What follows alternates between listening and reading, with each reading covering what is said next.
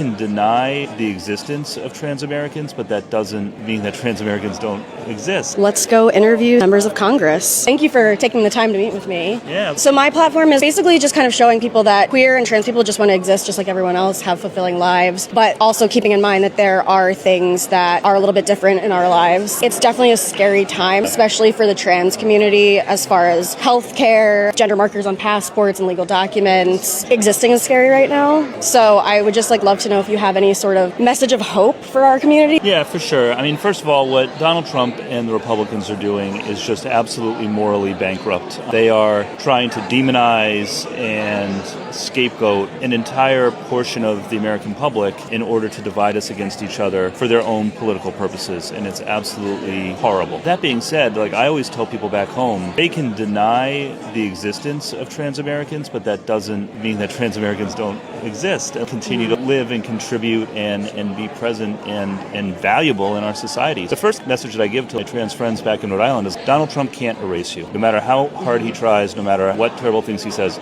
he can't erase who you are or stop you from being who you are. And the second thing I'd say is that you have so many friends in government, on the Democratic side certainly, but also broadly. I mean, I'm fortunate to come from Rhode Island, a state where for decades now we have had strong legal protections for the queer community. You have allies, you have people who have your back.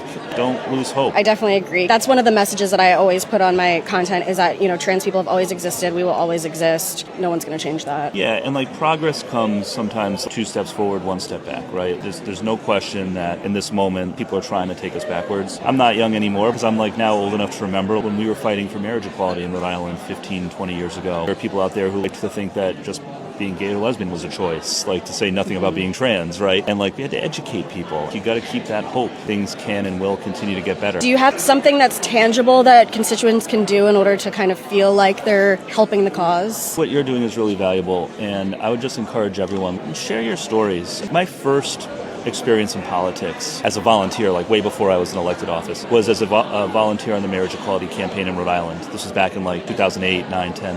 When we started out, public opinion was not on our side. Yeah. But the way that we ultimately won is mostly from people sharing their stories, talking about their lives, talking about their families, find those areas of commonality. I saw during the marriage equality campaign, people who were dug in opposition, soften over the period of a couple of years.